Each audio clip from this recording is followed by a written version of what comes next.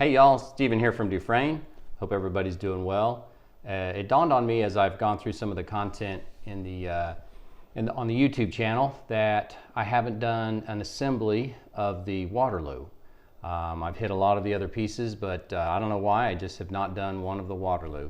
So I thought in this episode I'll do a quick Waterloo build, but maybe with a little bit more interest, this one is going to be one of the Whitney collaboration pieces. So I have a dial here that Whitney has painted, and it is number 28. So if y'all are on the lookout for the Whitney collection coming later this year, this is dial number 28. And hopefully that's coming into focus, but I'll get a little bit closer on the build itself. So this will be a steel version. It's a really cool color, a lot of texture, and I think it'll be fun. But again, I'll have the layout here and you'll see how I go about assembling a Waterloo. Hope you all enjoy. All right, so I'll start with just kind of showing the layout of everything here. There's the Salida SW200 movement, of course the case back, the sapphire crystal and bezel, date ring for the movement holder, the crown. I've already cut the crown to length just to kind of cut that out of the process, the hands. And then as mentioned before, that dial now, it looks a little bit darker here. I think the video is kind of creating a little bit of a dark. It's a little bit lighter than that, but man, it's just such a cool color. And I think the contrast with those hands is going to be pretty special for this piece. So let me get the camera down and we will go about this process. So first thing that I always do is, of course, get the movement ready. Zoom in here a little bit more, so hopefully you'll get a good shot of the process here. And put the proper glasses on, the nerd goggles, as my wife affectionately calls them. Thanks, honey. All right, so there's the movement, and let's get it out of the case here very carefully.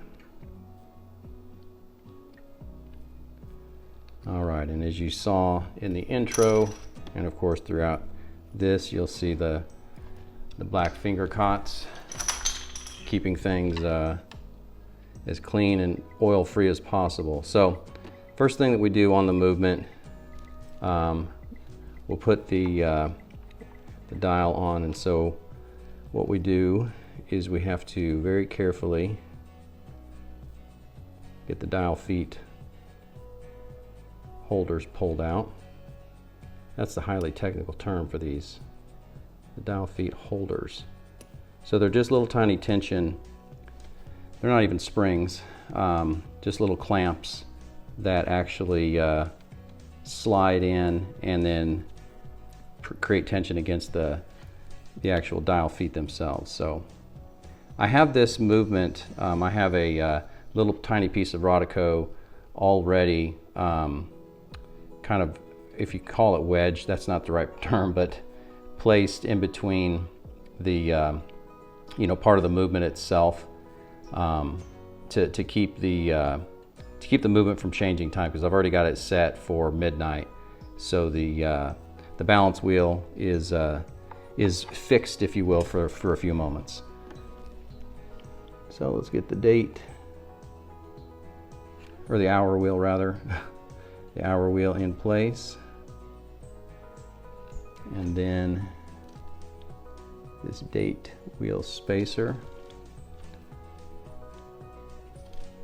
Well, come on, little guy.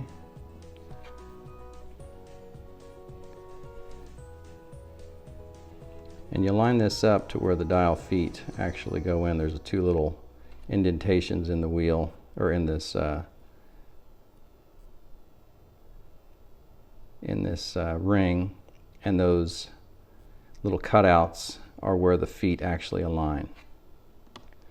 So what I'm going to do is, just for a guide, I'm putting the crown into the crown hole just simply to allow for me to see where the the 3 o'clock position is. This helps me line up the actual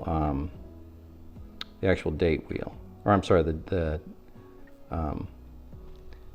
dial itself. So as mentioned, the 3 o'clock, that allows me to line this 3 o'clock position up. And then, of course, the 6 o'clock gives me the clear view of the date disc itself. So, pardon the hand interruption if I'm in the way here. I'll get this kind of lined up.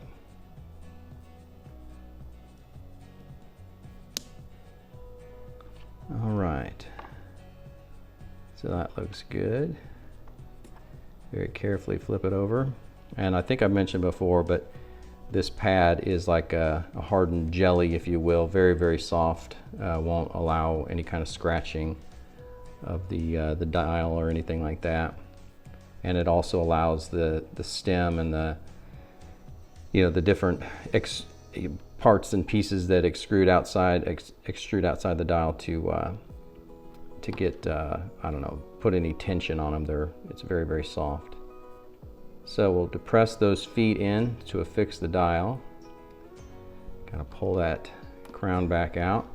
And now we'll do the proper handset setting with an actual, movement holder. So that way the tension is not on the movement in any way. So first thing we will do is get the hour hand positioned. And this dial has been drying. It's oil. It's an oil paint. They take forever to dry. So it's been drying and curing for several months now. She started building, actually painting pieces, or at least dials, just before Christmas, really. And so it's been several months for some of these, and I've got, like I said, I've said it in the newsletter, but I've got 9 of the 21 already assembled. This will be lucky number 10.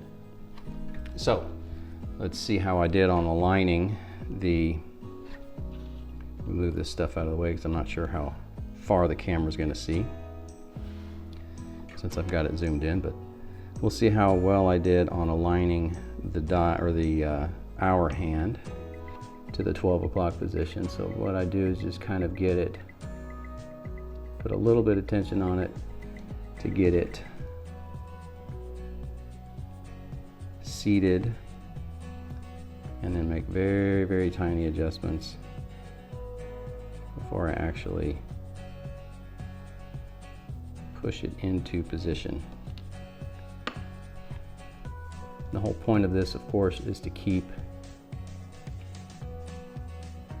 the time appropriate, meaning when it is 12 o'clock and it's 12 p.m. and the date will actually flip right at the 12 p.m. time. Okay, now I can actually put the stem and crown back in so that I can do some testing once I get a little bit further along here. Make sure that's in, yeah. Do some testing on the how I did in terms of getting the hands very, very level and seated properly. All right, so there's the hour hand in position. So now let's get the minute hand here. And you can see, or maybe you can tell, but these hands are very, very delicate. And the process to do a Waterloo versus the other pieces, because of the delicate hands, I just have to take more time. It's not necessarily harder per se, but I just have to take more time to be very, very careful with these hands. And then what I'm got to do as well is actually change on my hand setting tool. I have an hour and minute kind of diameter end piece on here, and what I'm going to do is put a much smaller one, or an hour one rather. I'm going to put a smaller one on for the minute hand. I don't have to do that on the Travis, the Barton Springs, the Mabry. Those hands are just so much larger that it's not required. So it is, though, these hands, like I said, are so much more delicate that it is it's something I have to do on each one of these. So again, just adds a little bit more time when I do a Waterloo piece. Okay, so forgive the boringness here while I'm making sure this is lined up properly.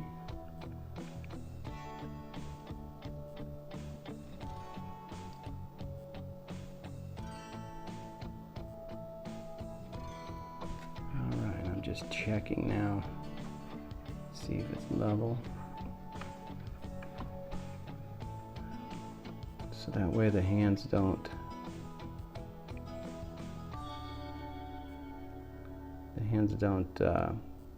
cross each other.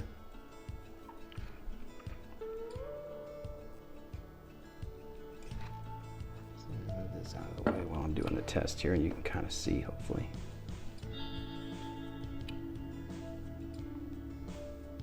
All right, that looks good.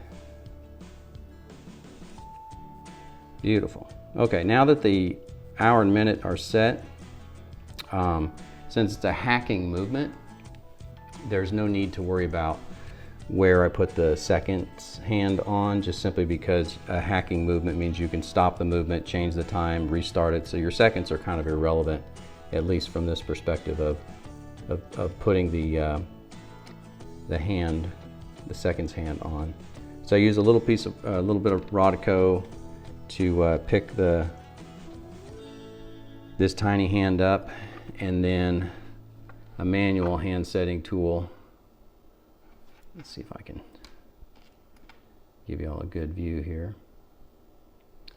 Oh, I see a little piece of dirt on here, so I'm just going to get it off so I don't have to do it later.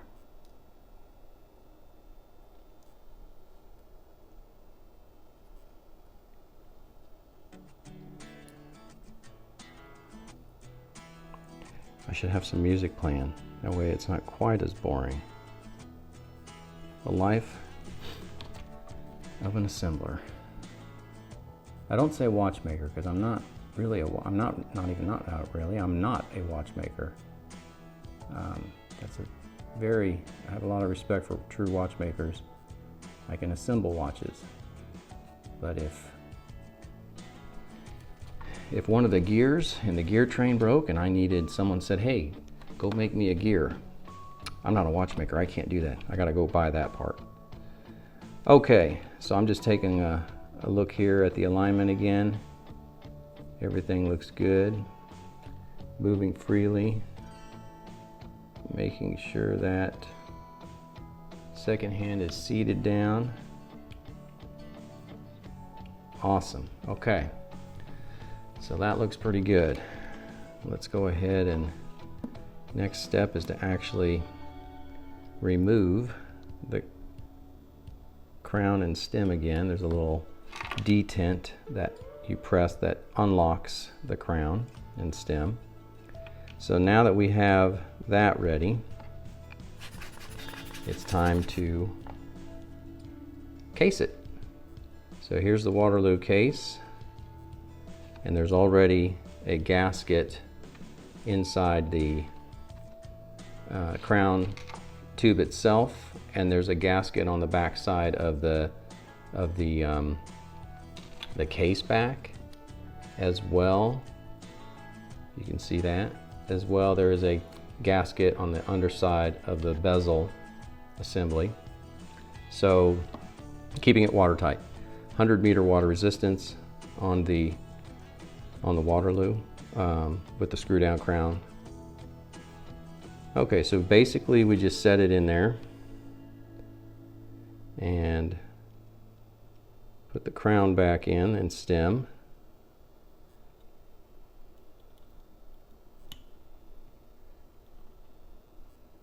Good. Now I don't screw it down yet. I'm just trying to get it in here and get it aligned, because what I'm going to do next, once I have it in here, is put the bezel. It kind of snaps into, well, not kind of, it rather bluntly snaps into position. So right now what I'll do is just make sure visually I don't see any dust particles or anything underneath that what will soon be a closed dial underneath the crystal. But doesn't it look good, the hands, the contrast of the hands on that painted dial? And of course you can't see the texture like I can with my magnifying glasses, but my goodness, it's really cool. Really, really cool. Well done, Whitney. Well done. Okay, so let's now work on the bezel. Now on the bezel, let me see if I can, I doubt that y'all can see this in the camera. There is one little tiny notch right here. That little tiny notch is the guide or the indicator of where you start to pry if you want to remove the bezel, where you use a tool. I have a tool. There's always a good tool. I have a tool that you use to actually remove bezels, and this little indentation in the lip allows me to guide that tooth right in there and then very slowly pop that out, if you will, adjust it out. So I'm going to remove this plastic protector, and what I'm doing right now is just looking underneath the dial to make sure that there are no, as I'm kind of playing around here, coming off camera a little bit, but making sure there are no little particles, nothing underneath the crystal. Sometimes this is a very slow and long process. When you pull things and move things, sometimes it creates a little bit of a static electricity, and then all of a sudden all kinds of little tiny particles can sometimes pop underneath there. So I'm going to come off camera for just a second while I finish this off and make sure it's all clean and ready to go. Cool, looking good.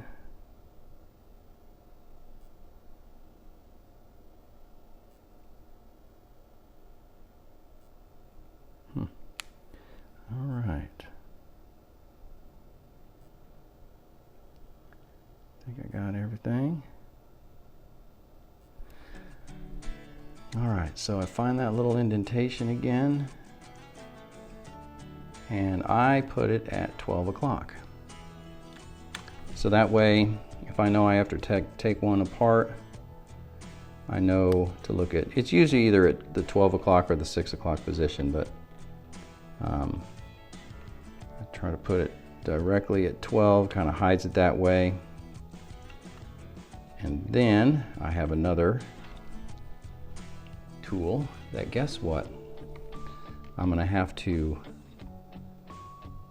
switch tools. I've got my camera set at an angle, and then I have one of my Hortec tools that I use to actually press, it's a case presser, but press the case, the bezel onto the case. I'm using that as a counterweight to my camera. So if I pull that off, it's going to kind of play around with the camera. So I'll make that adjustment and you won't see that, but just bear with me for a second here.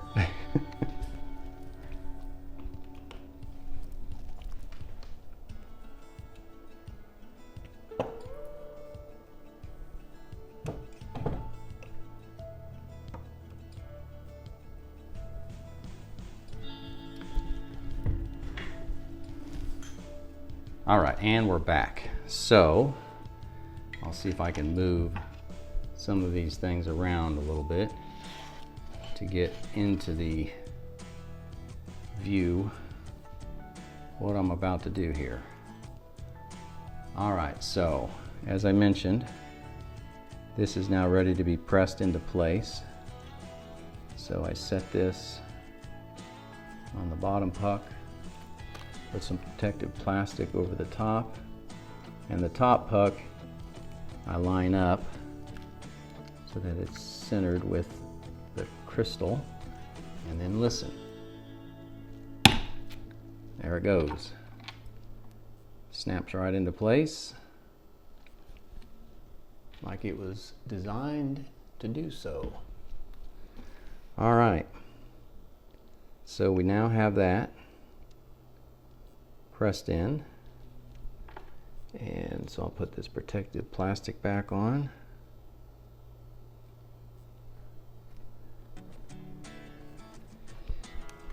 All right, now let's take a look back here. Put the movement holder in.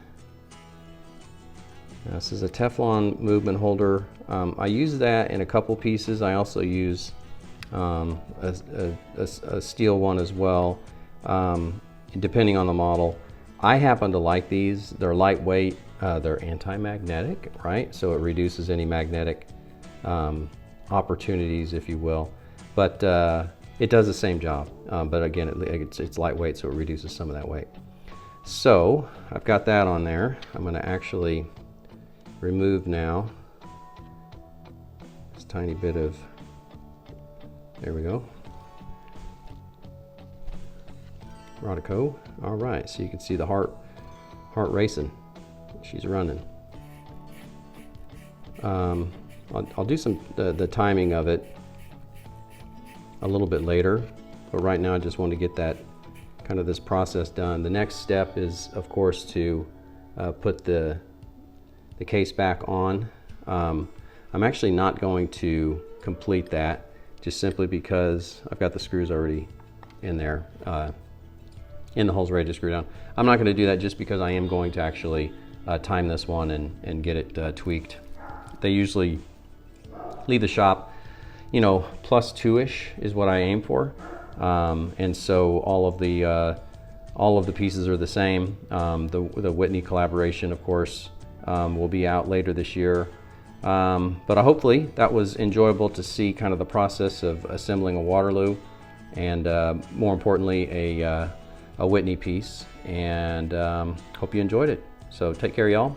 Thanks so much for watching. And if you are so inclined, feel free to like and subscribe. I don't say that very often. My marketing guy tells me say it every time. But if you like the content, like it, that'd be great. Awesome. Thanks, y'all. Have a good one.